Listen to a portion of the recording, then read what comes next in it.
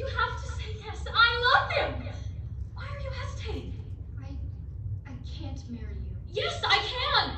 I'm sorry, John. How dare you take him away from me? Take him? Yes, take him. He was never yours to have. How can you say that? I love him. He's too poor a gamble. We can't risk it. Yes, we can. I can.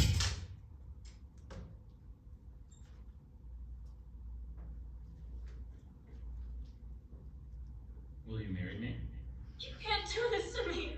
Please don't make me do this. I can't. This is the most logical solution. He's not John. I will die without John. Yes, Charles. I will marry you. You are trying to kill me. I'm trying to save us. I will never forgive you for this. You don't have to. You can't hide me forever. Charles will see me. John's engaged. John's engaged? John looks so sweet with his new fiance. So sweet. John's married. John's married? Since when? His wife. You must be so lucky. So happy. So happy. They're going to Europe to paint. John's wife must be so lucky. They're so successful. And painted royalty. He's royal. Oh, Yes, he's just So successful. John's coming home.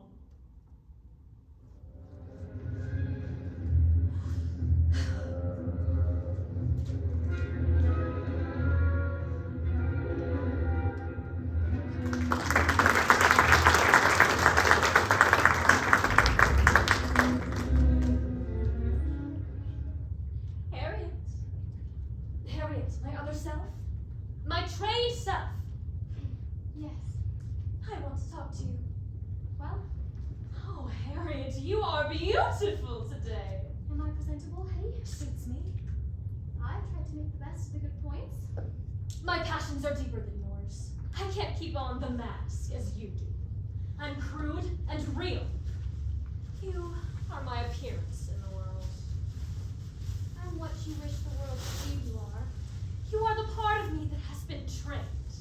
I'm your educated self. I am the rushing river. You are the ice over the current.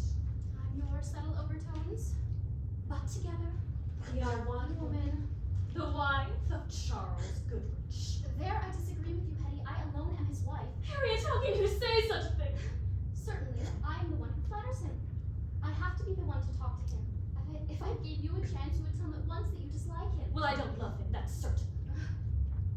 You leave all the fibbing to me. He doesn't suspect that my calm, suave manner hides your hatred. Considering all the scheming it causes me, can safely be said he is my husband. Oh, if you love him. I don't love anybody. It isn't my business to have feelings. Then why need you object to calling him my husband? I reject your appropriation of a man managed only through the cleverness of my artifice. You may be clever enough to deceive him, Harriet, but I'm still the one who suffers. I can't forget that he is my husband. I can't forget that I might have married John Caldwell. How foolish of you to remember John just because we met his wife by chance. That's what I want to talk to you about. She may be here at any moment. I want to advise you on what to say to her this afternoon. By all means, tell me now and don't interrupt while she is here. You have the most annoying habit of talking to me when people are present. Sometimes it is all I can do to keep my poise and appear not to be listening to you. Impress her. Hetty dear, is it not my custom to impress people? I hate her. I can't let her see that. I hate her because she married John. Only after you had refused him. Was it my fault that I refused him? Yes, blame me. It was your fault. You told me that he was too poor and would never be able to do anything in painting. Look at him now. Just returned from 8 years in Paris, famous. It was too poor a gamble at the time. It was much safer to accept Charles's money and position. And then John married Margaret within the year.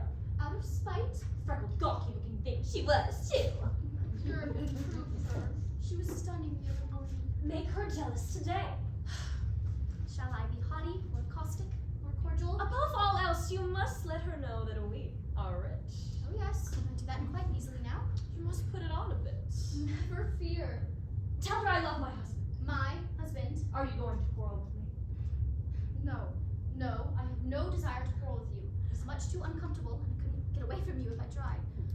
You were a stupid fool to make me refuse John. I will never forgive you, never. Don't excite me. I will be in no position to meet her properly this afternoon. I could choke you for robbing me of John. Don't muss me. You don't know how you have made me suffer. It is not my business to have heartaches. You are bloodless. Nothing but sham while I... Be quiet! I can't let her see that I've been fighting with my inner self. And now, after all of my suffering, you say that it has costed you more to be married to Charles than it has cost me. But it's the pain here in my heart. I've paid the price I've paid. And Charles is not your husband. He is. He isn't. He is. He isn't. I'll kill you.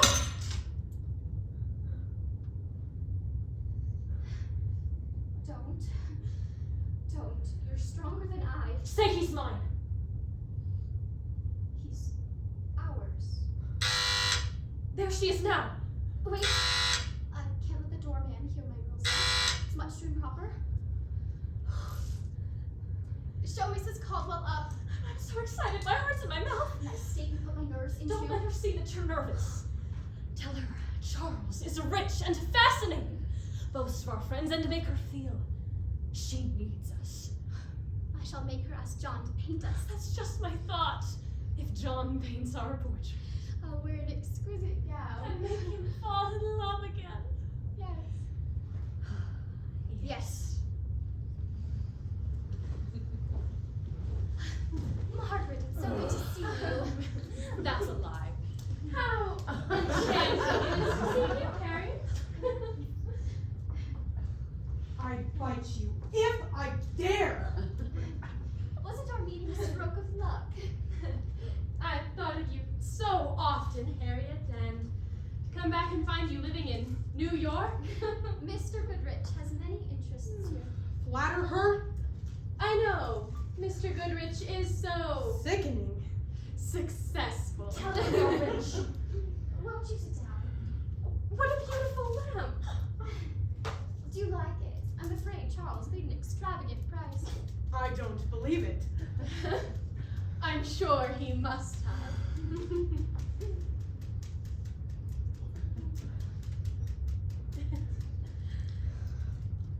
How well? Oh. You're lovely, Margaret. Yes, you are not. There were circles under your eyes. I haven't eaten since breakfast. I'm hungry. How well you are looking too.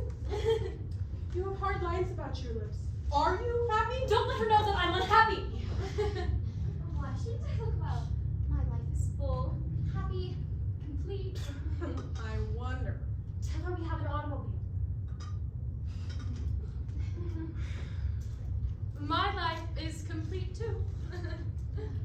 My heart is torn with sorrow. My husband cannot make a living, and he will kill himself if he does not get an order for a painting. You must come and see us in our studio. John has some excellent portraits. He cannot begin to fill his orders. Tell her we have an automobile. Cakes? I can eat them all. Do you take lemon in your tea? Take cream. It's more filling. Cream, if you please. How many lumps? Sugar is nourishing. 3. I used to drink very sweet coffee and turkey, and ever since I don't believe you were ever in Turkey. I wasn't, but it is none of your business. Have you been in Turkey? Do tell me about it. Change the subject. You must go there. You have so much taste in dress. You would enjoy seeing their costumes. Aren't you going to pass the cakes?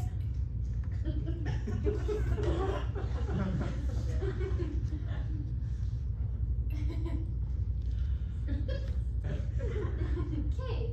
Yes! Thank you.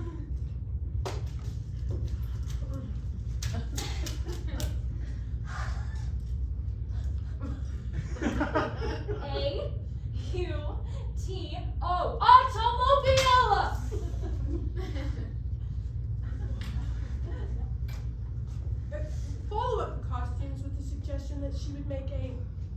good model for John? It isn't too early to begin getting what you came for. What delicious cake. A short chance for the auto. It is good cake, isn't it? Beep, beep, beep, beep, beep, beep, beep, beep, beep, beep, beep, beep, beep, beep, beep, beep, beep, beep, beep. I saw it in my automobile! 13 minutes this morning. Waiting for my chauffeur to get it. Sorry. Well, if you were at Harper's, then you must have noticed the new gowns at Henderson's. Aren't the shop windows alluring these days? Yes, even my chauffeur notices them. Make her order a portrait. I notice gowns now with an artist's eye, as John does. The one you have on, my dear, is very Don't let her see that you're anxious to get it. This is just a little model. Don't seem anxious to get the order. Perhaps it isn't the gown itself, but rather the way you wear it that pleases the eye. Some people can wear anything with grace. Yes, I'm very graceful. You flatter me, my dear. On the contrary, Harriet, I have an intense admiration for you. I remember how beautiful you were as a girl. In fact, I was quite jealous when John was paying you so much attention. She is gloating because we lost it. Those were childhood days in a country town. She's trying to make you feel as if John was only a country boy. Most great men have come from the country. There's a fair chance that John's name will be added to the list. I know it. And I am bitterly jealous of you.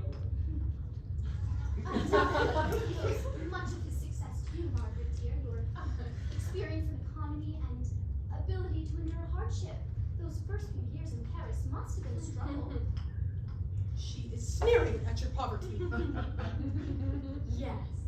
Life was difficult at first. Not the luxurious start a girl has who marries well. Deny that we married Charles for his money. Oh. But John and I are so congenial in our tastes that we are impervious to hardship or unhappiness. Do you love each other? Is it really true? Did you have all the romance of starving for his art? She's taunting you. Get even with her. Not for long. Prince Rear soon discovered John's genius and introduced him to wealthy Parisians who gave him many orders. Are you telling the truth or are you lying? If you had so many opportunities, you must have great inducement to come back to the States. We did, but not the kind you think. John soon became the rage among Americans traveling in France, and they simply insisted upon his coming here. Whom is he going to paint here? Oh, what names do I make up? Just at present, a Miss Dorothy Ainsworth of Oregon is posing. You may not know the name, but she's the daughter of a wealthy miner who found gold in Alaska.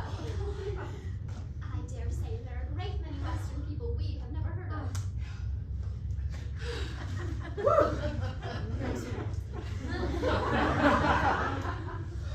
You must have found the social life in New York very interesting, Harriet. After the simplicity of our hometown. There is no need to remind us that our beginnings were the same. Of course, Charles's family made everything delightful for me. They are so well connected. Flatter her? I heard it mentioned that you have made yourself very popular. Somebody said you were Arrogant. clever. Who told you that? Nobody. Oh, confidences should be Suspected. respected. They said to you that you are gaining some reputation as a critic of art. I make no pretenses. Are you and Mr. Goodrich Goodrich interested in the same thing? No. Yes, of course. Charles and I are inseparable. I wonder. More cake. Yes. I really shouldn't. After my big luncheon, What? John took me to the Ritz, and we are invited to the Bedfords for dinner. They have a magnificent house near the drive. I really should. Starving! Oh, the cakes are so good.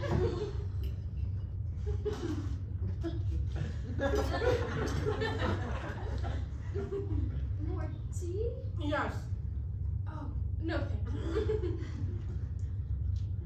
How wonderfully life has arranged itself for you. Position, wealth, a happy marriage, every opportunity to enjoy all life's pleasures. Beauty, art, how happy you must be. Don't call me happy! Yeah. I haven't been happy since I gave up John. All of these years without him.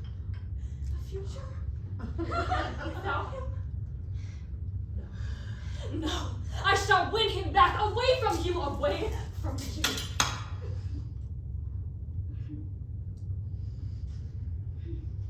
I sometimes think it is unfair for anyone to be as happy as I am. Charles and I are just as much in love as the day we were married. To me, he's just the dearest man in the world. My John is. I love him so much I could die for him. I'm going through hunger and want to make him great. He loves me. He worships me. I should like to meet Mr. Goodrich.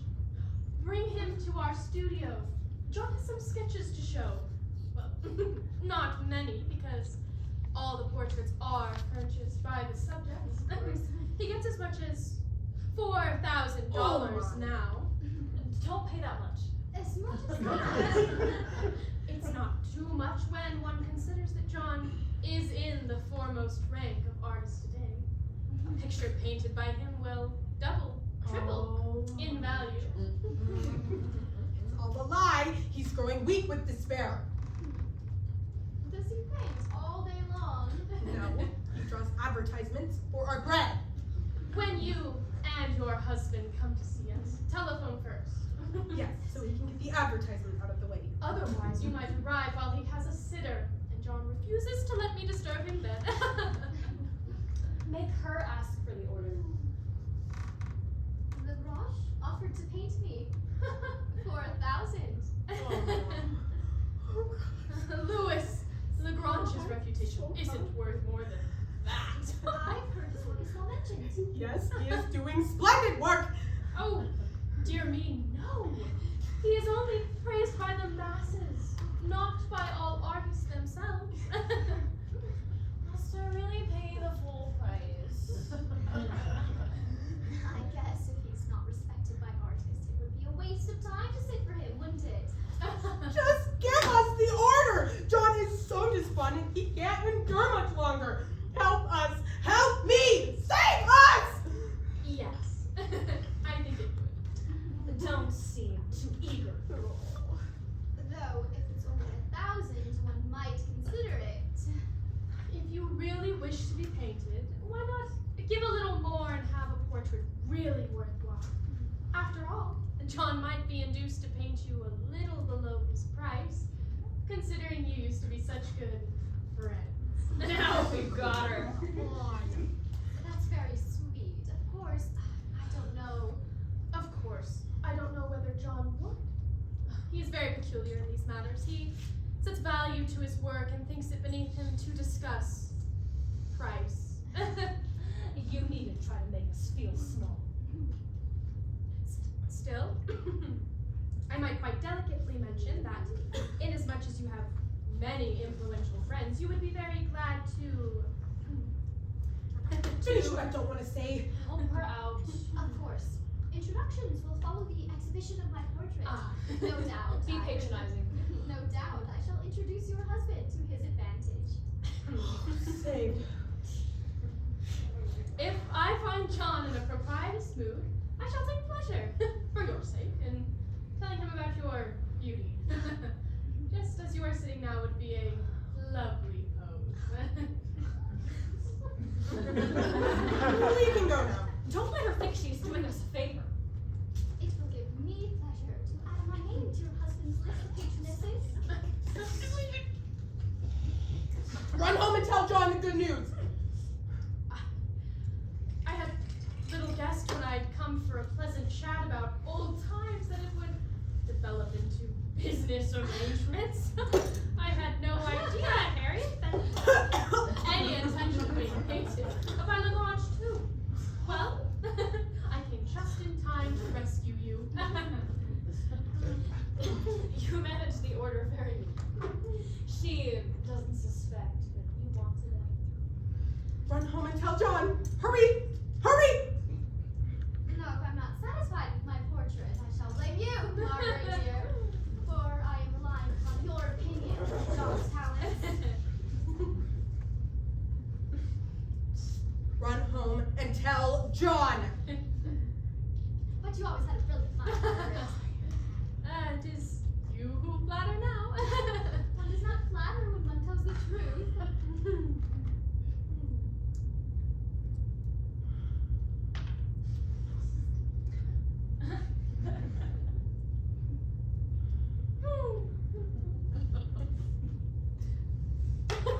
I really must be going, or you'll have me completely under your spell.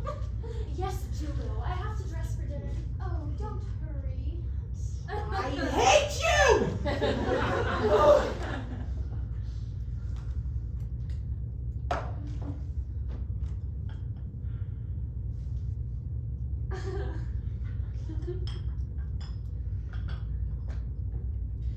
No, I really must. But I hope we shall see each other at the studio often. I find you so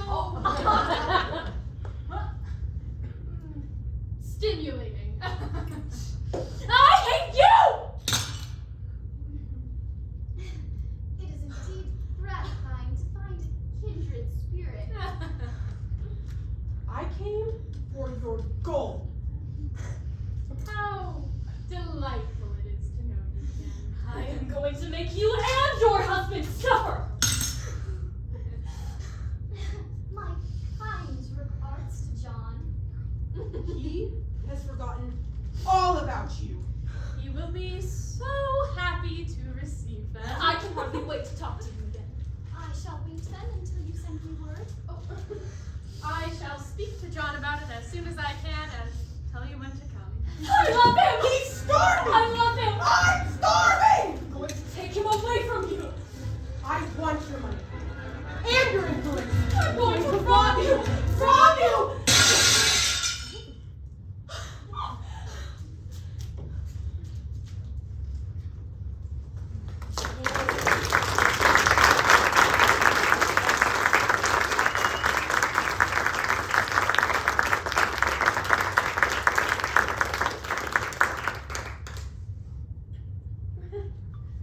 I've had such a delightful afternoon. It has been a joy to see you. Harriet!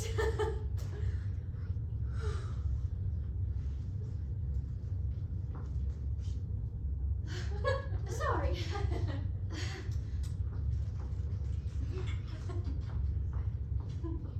Goodbye. Goodbye, my dear.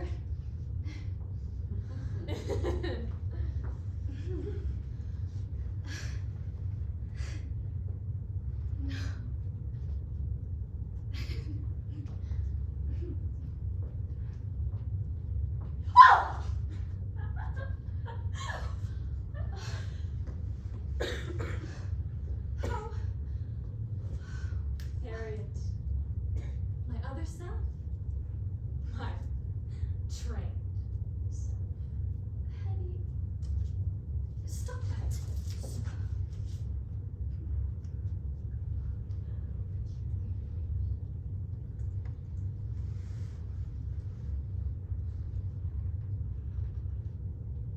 Don't, that's fragile. So is this.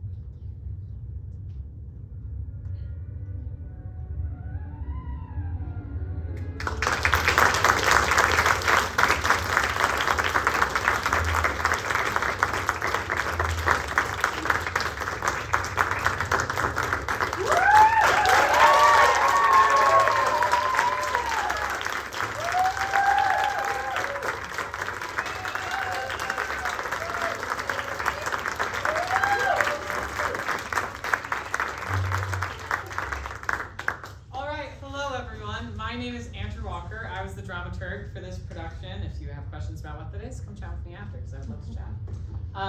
So we're just gonna have a brief talk back now, but before we get that started, let's give another round of applause for our amazing director, Savannah.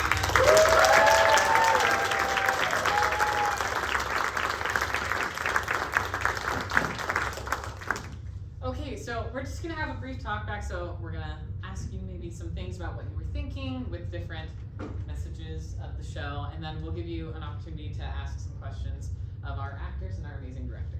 So I'll start off by asking you guys a question. How do we define ourselves? Is it by the image we present or by the thoughts we have? Maybe a mix of both, but if you had to choose one, which one? You can think about this, we'll let it soak in for a sec. Yes? I feel like it would probably be a little bit more about what we hide from everybody else, because you can present an image all day long, but that doesn't change the fact that you might have ulterior motives, or maybe even nicer motives, hidden down that most people don't see. Yeah. I think that's a great point. There's a lot that we hide on purpose, and I think that's also a big part of who we are, yeah. I think it's easier to change who you are on the outside than who you are on the inside. So the inside self is probably more real. Interesting, interesting. So, do you think it's possible to change the inside as well? Yes. Yes, Slowly. but harder than the outside. Okay. I like that. I think that's a very good point. Yeah. I think I have to recognize that if I want my inside to reflect my outside, I have to be willing to change, but also to acknowledge why am I afraid to let who I really am show. Yeah, that's a great point. Why are we hiding the things that we're hiding? And maybe that's something to examine too. Any other thoughts? Yes. Well, the outside is easier to change than the inside, but there's a point where your outside breaks. Your inside self puts a lot of strain on your outside self, and me personally, that's happened to me. It's just the point where you break and you let your inside self just come out. Yeah, because it can be exhausting to present an image that's so different from who you are underneath. And then over time, after you're just doing that over and over, you just can't keep it up anymore. And then the inside self shows. Yeah. Makes me think a lot about the concept of being kind to yourself, and how different would the show have been, / it probably wouldn't have existed, had Harriet been kind to Hetty from the very beginning, and even when she said no to John or whoever it was, if she felt like she had to say no, taking time to nurture herself through that heartbreak, and seeing what she might have become had she been kind to her other self. I love that. That's such a powerful thought of if we're unkind to ourselves, then our inner self kind of becomes a little more bitter, right? Okay, so now that you guys have thought a little more about the show, do you have questions that you want to ask our director or actors? This is a directing project, so we'll try and keep them a little more focused on directing process and things. We can't really ask questions about the writing because the playwright is dead. This is a play that's over 100 years old, so a little hard to talk about that. But if there's anything about director stuff, or actor processes, things, all of that. Any questions that we have? Yeah. I'm curious about the decision to have this framed around a mirror, and if that was written into the play or if that was your decision. It's not written into the play. It was my choice. It's originally staged really weird, and the two women on that side of the stage are supposed to be wearing veils. And I didn't really like that. So I figured a reflection of your inner self and the man in the mirror was a good, interesting way to think about it. Because in the original, it's one set, and then they're standing behind them with the veils on. And so it looks a little different, but I think this is a really fun way to examine this. Yeah. So I'm curious, correct me if I'm wrong, but I think with the original script, it ends when Margaret leaves, and that little bit with Hetty breaking through is added. Why did you decide to add that? Yeah, so we know a lot about, the beginning was added too. I don't know if you knew that. The little ballet sequence is what I call it. Yeah, the little voiceover voiceovers. thing. Yes, that was added as well. Yeah. So we knew a lot about the middle. I felt like we were getting dropped in the middle of the story. So we needed a bit of history at the beginning to understand where these women are coming from and why they're fighting over this man who's a painter. And then the is unsettling with just leaving with Margaret, and it feels half undone, like she didn't actually finish the play, so we finished it for her a little bit. Without her permission, she said. So the first glass break, I'm wondering what the point of the voices were. Like they both were like empowering from the voices. I'm wondering if that's more of like the split personality or like schizophrenia or something like that. So there's multiple interpretations for like the two sides. As Savannah was putting this together, we did talk about different like mental disorder things, specifically like multiple personality syndrome. But there's lots of other ways to take it as well. And we kind of wanted that to be like a little open for you to take however you want, because most of us probably don't actually deal with multiple personality syndrome, but we do probably deal with maybe some intrusive thoughts. And so that way it's a little more relatable. It's not super specified, but that is sort of an angle that we did take. Yes? So that ending scene where the other self broke out of the mirror and entered the same world as the other one. What was the sorry, put on the spot here. What's the thought process behind having her like actually come out of the mirror and be in the same room as her? What's the meaning behind that for you? You gonna flip that back around? Yeah. So, this is like a little thing that we like to do, because if we give you an answer, then you'll think that's the definitive answer, which isn't always the case. So, I'm gonna ask you, what did you think that was saying? What did it say to you? And it doesn't have to be like super like eloquently spoken or anything. Just like, what were your thoughts? What are the first things that came to mind when that happened? Sorry to like fully put you on the spot. I really like the play. I don't want to sound like I'm being a downer or anything, but it felt a little confusing to me having them both be in the same room. I kind of liked it when the other self like implied that they broke through the mirror at the end and it kind of cut to black. You didn't get to see both sides occupying the same space but still being separate. That kind of felt more like it was putting a disconnect between these two entities instead of it being more like they're two representations of the same thing but separated. I kind of thought it would be a little better if it just ended with her implying that she broke through but not actually showing the two like being separate things in the same world. Which is a totally valid response. Yeah. Because that is a little bit how it ends, like we talked about. Like, the Hetty being on the other side doesn't happen. Usually, like there's a symbol crash, I think, in the stage directions is what it originally is. And then this side, well, I mean, technically they're like standing, but they disappear. And then they just finish out the rest of the interaction and Margaret leaves without the other selves being there anymore. But we thought it would be interesting. Well, I mean, Savannah thought, I didn't think this, but I mean, I did think this after Savannah said it. Let's clarify that. But Savannah thought it would be interesting to examine, okay, but who really wins, right? If it just ends with Hetty reaching through, and then even if Hetty and Maggie disappear and we get the rest of this scene, then you don't really know who wins and who's in control of Harriet, right? And so we just wanted to play with that a little bit and bring up that fact a little more. Yes? I just want to say, I actually kind of enjoyed when, I think it was Hetty, like came into the same side as Harriet. I think it just kind of shows like they don't know how to like deal with the fact that her inner self like broke out, so they're just kind of trying to like incorporate both into the same even though they're still separate. So it just kind of shows like the inner struggle that happens when like your inner self becomes more prominent. I just thought that was interesting. And both of these are valid interpretations. I mean, you don't have to like everything that you see, but that's just a little insight into our reasoning. Yeah? With that, is that why when the mirror broke, Maggie wasn't there? Because she took the chance and just bolted. She's gone. So I think that's also open for interpretation. Okay. But let's get some thoughts of Hetty and Maggie. How was it? I know, I'm so sorry, throwing you on the spot. But we'll also ask Hetty, don't worry. You won't be the only one answering. What were your guys' thoughts of like when the mirror shatters, what happens to your guys' characters? What were you thinking about that? My character's sole goal is to get through, because from the beginning I say Charles will see. This is, I'm going to get through, you cannot suppress me any longer, and so the second the mirror shatters, I'm gone. I don't need to be very Do you have any thoughts you want to share? I think Maggie's just weird and she's hungry and she's out of here. Go get food.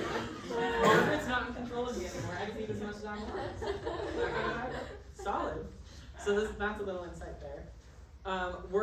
We've almost finished our talk back amount of time. So I'm just gonna leave you guys with one final question to ponder. So I was talking with Julie about this before the show. TMA 140 is a class here at BYU that's called script analysis. And for many, many, many years, this script was one of 2 texts that were studied for the midterm and final. So it switched back and forth. The other was Facing Death by August Strindberg, both of which are in the public domain, so that way you can just look them up online. But this script was studied for so long, and it was a big project for that class until just recently. And so the question sort of for you guys is, why do we keep telling this story? Why was it studied for so long in this class? Why does Savannah think that it's so awesome to do it now? Because it is awesome to do it now. What are some things that we might see as parallels to our modern day with this script? I just said so many questions. Yes? I see this I can kind of see this sort of thing on social media where people portray themselves in certain ways just to gain popularity. Yeah. And you aren't able to be your true self once you make it big. Absolutely. I think that's a very prevalent theme in this. Yeah. I also liked the way that it was portrayed in this, that it was kind of scary to let your real self out, and it also kind of hurt, if that makes sense. Yeah. I really liked the way that Morgan did that, where it was just the panic of someone seeing your real self. I feel like that's totally real, and a lot of people experience that. I think it's cool that it shows that there's a relationship between the outer and the inner self, because there's good things on both sides. It's good to be genuine, but it's also good to be civil. There's pros and cons. And so, if you can nurture that relationship, then you can have just a better state of mind. And if you don't nurture it, then it can atrophy. I think that with the mirror, I cannot believe that wasn't in the script, because that is such an amazing way to represent it.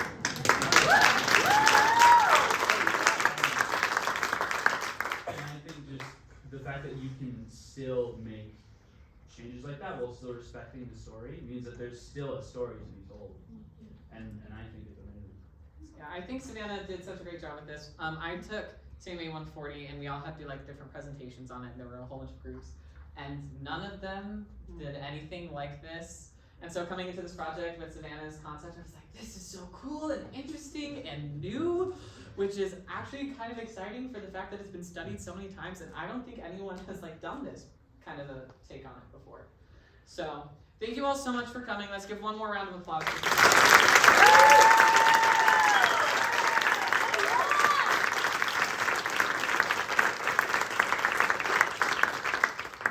And you are free to leave.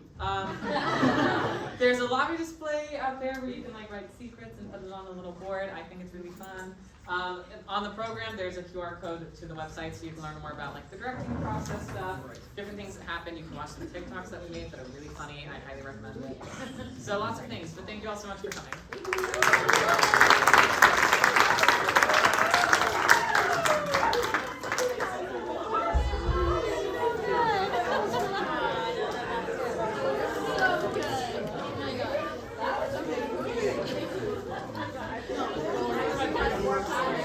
Yeah.